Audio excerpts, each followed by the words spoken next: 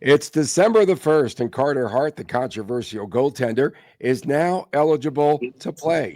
He's expected to make his debut on Tuesday at home against Chicago. Is he going to be the answer? Will we see Carter Hart, and will the fans? How will the reaction be? We'll talk about it next, right here on Locked On Golden Knights.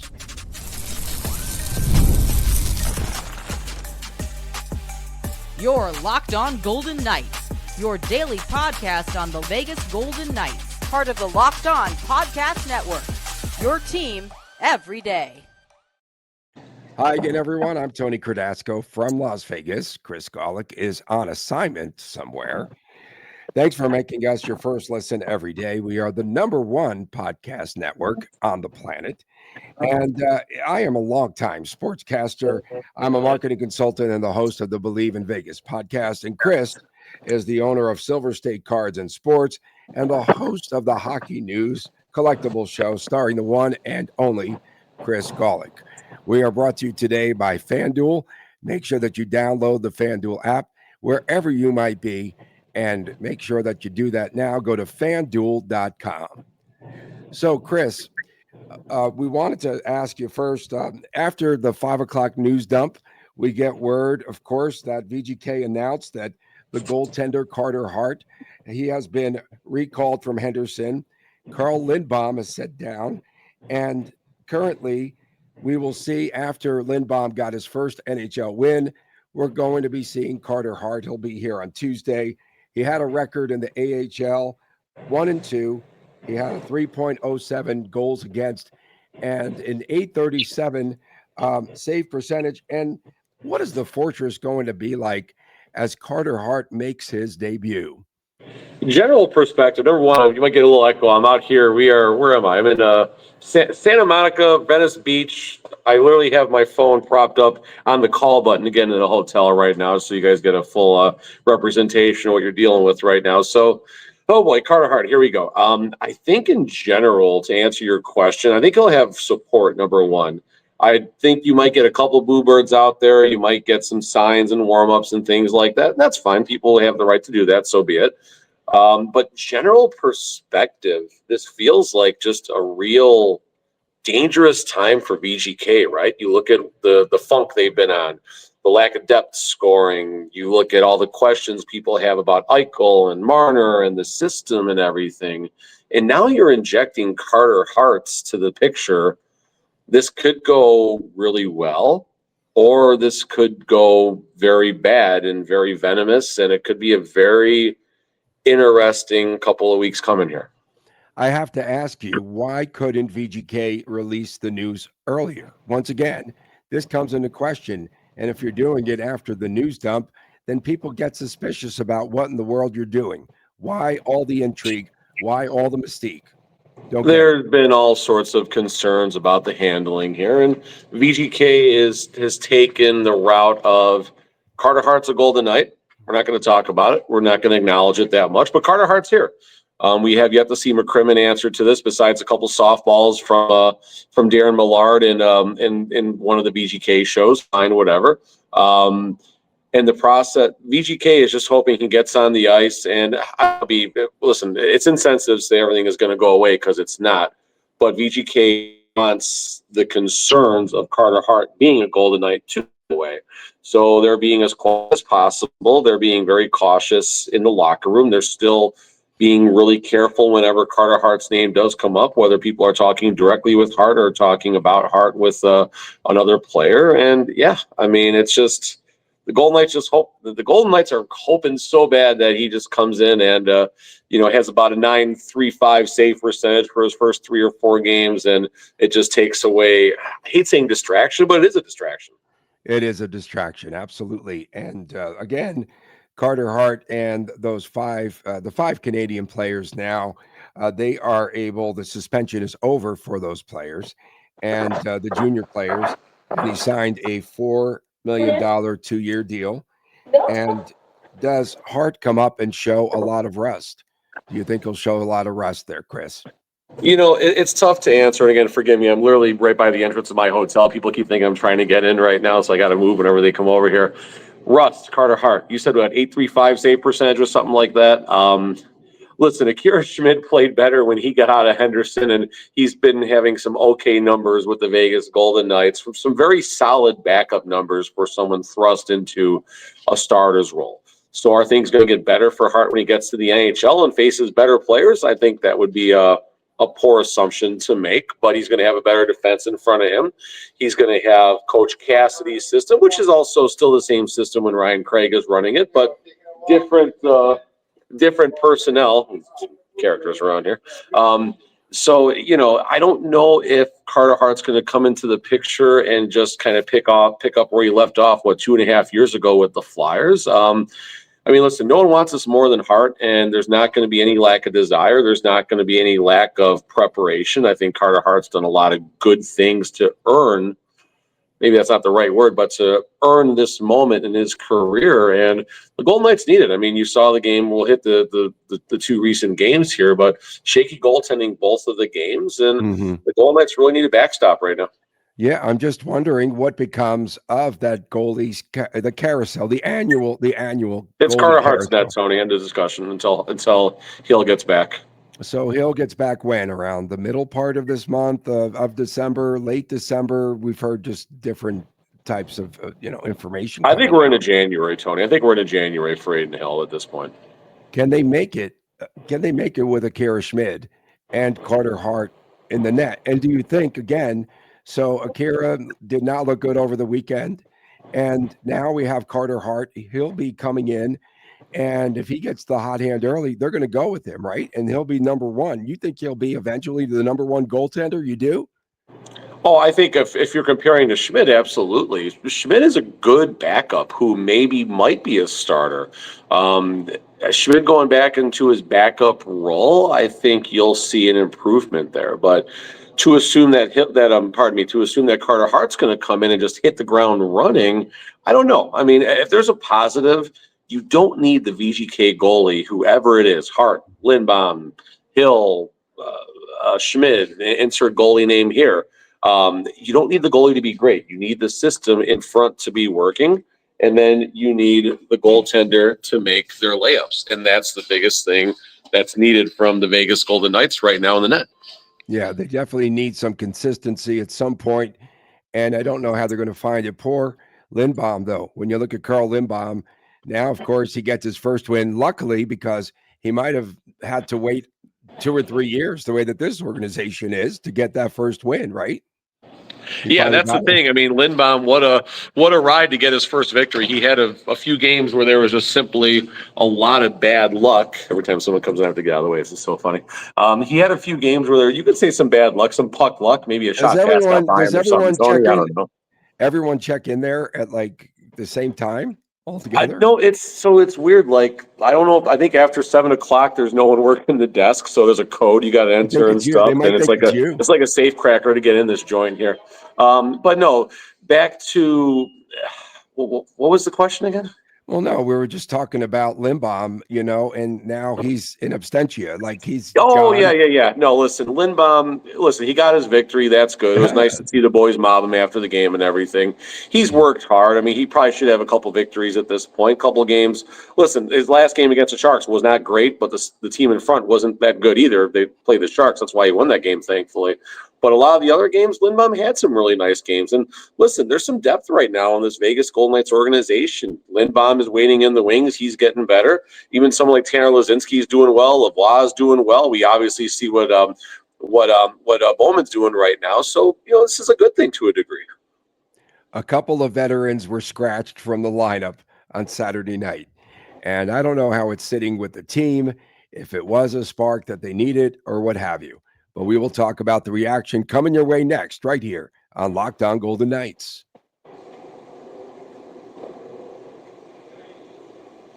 When I'm hydrated, everything works better. My focus, my energy, my mood, even my skin. And that's why I've been using Drip Drop. It's doctor-developed hydration. It keeps me running at full speed, at full power, no matter what my day looks like. Drip Drop isn't your average sports drink. It delivers 3 times the electrolytes and half of the sugar of leading brands, using a scientifically backed formula, and it's trusted by medical professionals, firefighters, and over 90% of top college and pro teams. So definitely check it out. I'll mix a packet in the morning before I go to the gym or before I reach that midday slump. So check it out right now. Right now, Drip Drop is offering podcast listeners of Locked On Golden Knights 20% off of your first order. That's 20% off of your first order. Just simply go to dripdrop.com, dripdrop.com, and use the promo code LOCKEDONNHL.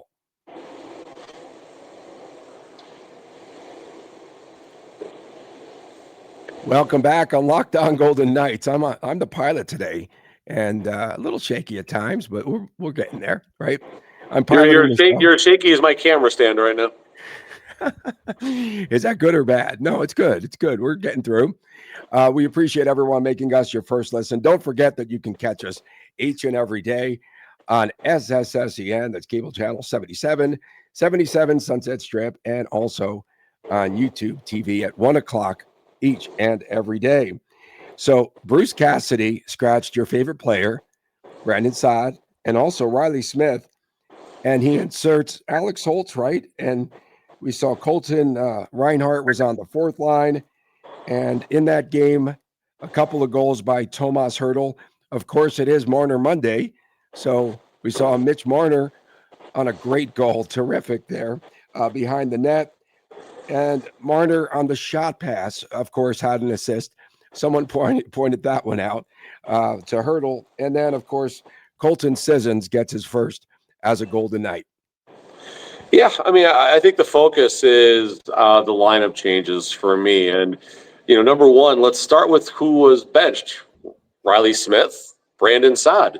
The commonality, one, they're both, $2 million AAVs, and they were the last recent extensions, if you will, from Kelly McCrimmon. So, you got to wonder how something like that sits with McCrimmon. Now, Cassidy handled it well in his presser. It's November. Don't think too much into this. We're looking for a spark. Don't. But reality is it really is a big deal here because these are two very, what were supposed to be important pieces to this VGK lineup. And Reilly Smith is not a fourth line left winger, number one. So it makes sense not to see him down there. Alex Holtz, okay, whatever. But Brandon Saad has been, he went up to the top line a couple of times in Mark Stone's absence. Nothing. Goes down, does some, third line was clicking for a minute, and now it's not. So, number one, let's see what this lineup looks like on Tuesday against Chicago, who had a nice victory on Sunday, I believe, over the Wild. Bedard with another dazzler goal. Go figure right there. And, to me, the game against San Jose on Saturday night, to me, this was the ultimate fool's gold game. Fool's gold, because everyone was celebrating. Yes, of course, you do have to mob Lindbaum. You do have to go out, give him his flowers. Stoney was over there hugging him. Yes, you have to do all that. It's a bad game, Tony. It was a bad hockey game. Right, but in the aftermath, the TV guys are just going bananas. Everyone is like celebrating like they beat a Stanley Cup contender. And to me, that's not a good sign. Are they out of the woods yet? That's the big question right here, because they have one more game to go, and then they go on the road. Listen, look at the goals and the nature they were giving up. Going in reverse order, I'll do the best I can without having all my monitors around me and stuff here. But Colasar on the penalty kill, a terrible, ill-advised spinorama, savoir-faire, Denny Savard type of pass from his own half-boards that winds up setting up a one-timer, I think, for Will Smith's second goal of the game. The second goal of the game, or maybe that was Eklund, and either way, it's Eklund or Smith's were the second or third goal scorers. The second goal of the game, this is something we've heard from Cassidy a lot. The puck is on the Golden Knights stick. And then 3, 4, 5, or 8, I'm not saying 6 or 7, but 3, 4, 5, or 8 seconds later, the puck is in the back of the Vegas Golden Knights net. And that's what happened. I don't know if it was Zach Whitecloud on a bad exit, trying to set up the breakout. But either way, that's how that one happened. And the first goal, I think it was Theodore that had the play. He did his job on defense, and Lindbaum just let in a bad goal, unfortunately. But, the point is here, you're saying fool's gold. It was not a good victory. It was a victory. It was 2 points. It was 2 important points. And right. For the Golden Knights, it'll feel good to get those 2 points. But you look at the mistakes that were made, and this has been a reoccurring theme, whether it's coverage breakdowns, poor forechecking, or in this case, just some terrible passing and puck managements. Yeah, again, puck management, poor puck management comes back to really hurt VGK. It is Marner Monday, and there was an unbelievable wraparound goal for our guy Mitchie. So I like seeing that. And he also had that assist in the game. And then Keegan Colasar, I do want to talk about him because you mentioned him. So Colasar, he's the next one to get scratched, in my opinion. But he was a +3. He did have 3 block shots, and then he did have that horrendous giveaway, though, in the game. How do they get him started, or is he doing his job and we just don't see it? Or is he doing he did the intangible things, I guess you could say, in that win over San Jose, the Fool's Gold game? You'll remember that. But is he about to be scratched like everyone else, like the other 2 guys? I mean, you can make an argument Cole Reinhardt greater than Keegan Colasar when it comes to comparing those 2 players in particular. But then do you put Reilly Smith down there? Does Alex Holtz play on that left wing? That's the bigger question. Colasar has a role that is cemented with his VGK roster on that 4th line right wing spot. Has he been doing a good job? You said he was a +3. That's something, I guess. I watched very small portions. We were at the Trans-Siberian Orchestra concert on Saturday night, so obviously that's where my priorities were, and much more important at that point than the Golden Knights game was, in my opinion. But again, Colasar, like you said, +3, doing something right. So maybe Colasar got the memo by seeing Reilly. It's not just about the player that gets scratched that gets the memo. It's the rest of the lineup that gets a wake-up call. So who else do you think was woken up? No, but I mean, I don't know. That's the thing. I mean, they're not gonna bench Eichel, they're not gonna bench Marner, not gonna bench Stone, not gonna bench Hurdle, Dorofeev. Dorofeev, he's been pretty quiet lately. I think it's just a matter of looking for a spark from Holtz and from Reinhardt. And I mean, the 4th line, like you said, +3 for Cole. So I'm assuming Reinhardt's numbers were pretty similar then. So, I'm not going to say good job Cassidy on that, but good job Cassidy. And so VGK has defeated San Jose, 8 or 9 straight times, and they're expected to beat them. They are. And I just don't understand all the hooting and hollering going on. It just didn't make any sense to me. I mean, listen, let's talk about the positive in the game, right? The win is a win. We'll take the win, right? Well, not even that, but let's talk about the first, 26, 28 minutes of the game, right? The Sharks score first, bad goal. Golden Knights had it covered. They score 4 straight goals. They impose their will. They control the game. They take over. And then the goals that were given up later on were simply just poor break. Like, they're not getting beat by a better team, the Golden Knights, in that game. They're getting beat by themselves. So, 2 weeks ago, the reoccurring theme for me was, okay, process before results. Look at all the high danger chances they're getting, but goals are still going in against the Golden Knights. So goals should come, 4 goals against the Sharks. Now the new theme is these dang turnovers. I almost said something I shouldn't have right there. But these turnovers are piling up. And like I said in the opening segment here, what we're seeing happening is the puck is on the Golden Knights stick, whether it's behind their net, a stupid turnover like the situation with Mitch Marner, Eichel had one not too long ago, or the other things, or just a bad breakout pass. And, somewhere between 5 and 8 seconds, not 6 or 7, somewhere between 5 and 8 seconds, puck is on a VGK player stick, and all of a sudden the other team is celebrating a goal. That's the biggest problem right now. And Cassidy did say prior to the game last night, or I should say on Saturday night, prior to the game, he did say, hey, if we don't score first, we're going to be attacking and we will play better. So I don't know what he saw there, but they definitely did. And again, it was just the Sharks. I mean, they are still the Sharks, right? I'm not just making this up. No, they're good. The Sharks were probably the worst possible team for the Golden Knights to have to face on Saturday night. The Sharks are a young, arrogant team that is performing very, very well. And, credit the Golden Knights for being ready for that. The Sharks had a push. It was more self-inflicted wounds. But, this is a tougher Sharks team, and they're only going to get better, just like the Ducks are getting better. And all these other teams around the NHL, these young teams that are just, starting to do better. And Lindbaum did get his flowers. He did save 18 of 21 shots. And as we mentioned, we might not see him again for a long, long time. Literally a cart full of food just went by me unmanned and remote control. This is a new world, Tony. California is weird, dude. Okay. Well, bring home some bacon or something. Coming up next, we will recap the Canadiens game. That comes your way next, right here on Locked On Golden Knights.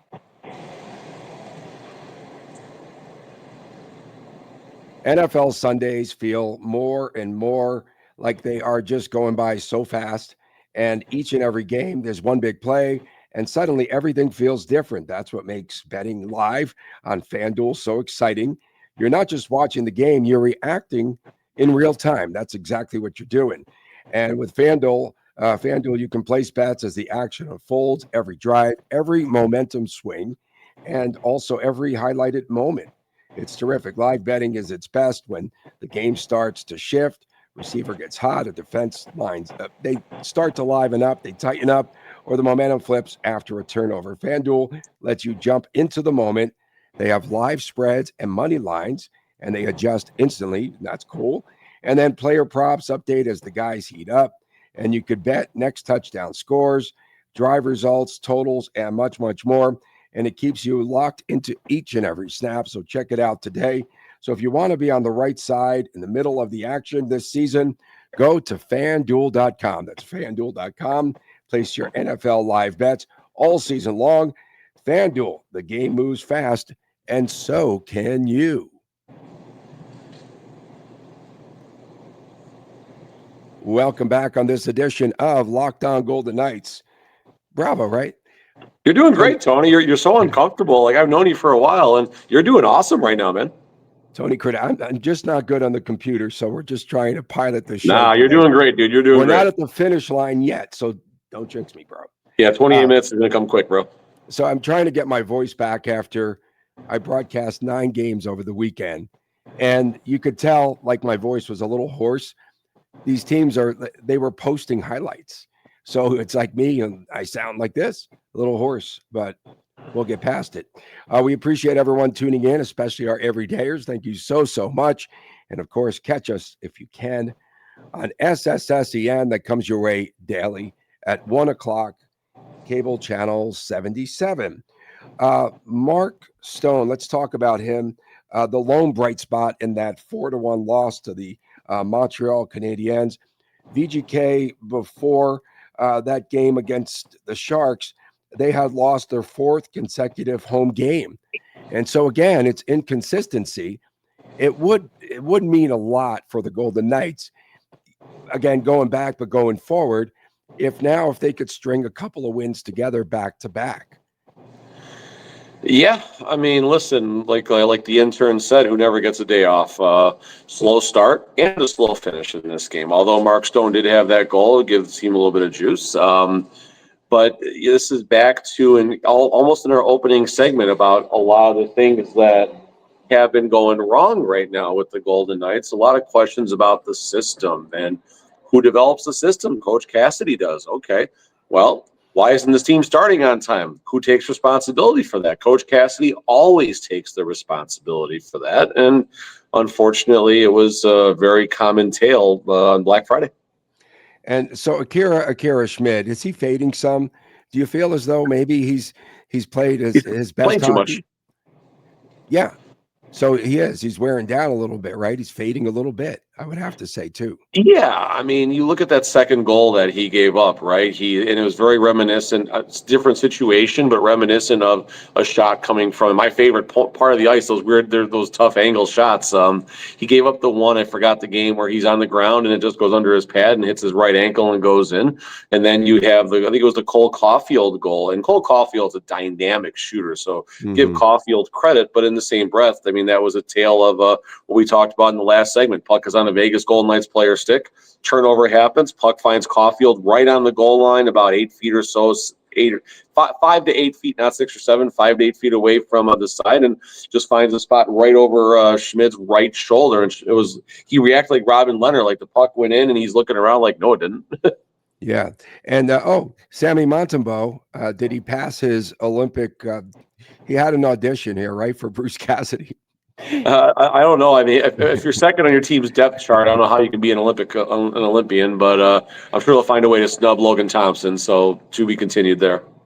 And this was a game again. And so in so many instances, the Golden Knights outshoot opponents, but they can't get the puck to go in. This was one of those where they had 31 shots on net to 19 for Les Habitants. Yeah, I mean, I think part of that is also. Sorry, I couldn't hear you, Tony. Someone is towing. Someone's checking in. They're towing a car away. California. People are weird out here, dude. So you talked about the shots on goal. Again, that's a game you're watching. I watched that game a lot closer on Friday, but you're watching that game and you feel like the Golden Knights are going to get back into the game. You feel like they're going to get back into the game. You mentioned the shots, and the Golden Knights had the early edge in the high danger chances for. And I think they finished on that with a two deficit of high danger chances, given up a 12. I think it was 12 for the Canadians and 10 for the Golden Knights. Don't quote me on that, but the game shifted and Montreal kind of went into their 90s, 80s blue line trap, so to speak, just trying not to let the Golden Knights get any odd man rushes and stuff. I do have to ask you, though, is this a situation, maybe everyone was so gung-ho because, well, a couple of things. They might be excited, I guess, within the team and everything about Carter Hart joining them for some odd reason. Sure. And then also, too, it's a momentum boost. And, well, don't tell Cassidy that. Momentum boost, again, before this big roadie. I really have to believe that they have to stay focused going into this road trip where they go back east. It's going to be a big one. For sure, 100%. A lot of things definitely need to change. And, God, I think we talked about the last time they had the road trip coming up, like this road trip couldn't come at a better time. The road trip couldn't come at a better time. Well, I don't know if what's really changed from the last, 2-3 weeks, however long it was since they had their last road trip. But the difference now is a little more health, right? You got Mark Stone back, number one. You will have a starting caliber goalie. We'll see. Carter Hart's numbers, obviously, in the American League with the Silver Knights have not been that good. But I think it's more about him just kind of getting his timing back and getting his rhythm and getting his hockey legs back, so to speak, which he hasn't had in a long time. So do Carter Hart's numbers matter in the American League? I think a little bit. And this is where I talked. I know we're up against the clock here. But this is where I mentioned in the beginning. This feels like a dangerous time for the Golden Knights. These next 3 weeks, you're going to find out what this team is made of and if Coach Cassidy is the right person to take them for their possible second Stanley Cup in team history. Yeah, and a lot of heat, I think, after VGK had lost to Montreal. The natives were definitely getting restless, and so maybe that's another reason why they got all sorts of jazzed up. We appreciate everyone tuning in, especially our everydayers. Don't forget, you can catch us on SSSEN. That comes your way daily, 1 o'clock. Cable channel 77. For my man, Chris Golick, I am Tony Cardasco from Las Vegas. Gotcha. See you again next time right here on Locked On Golden Knights. Keep going. I got you, bro. Carry it up. There you go. Sorry, guys.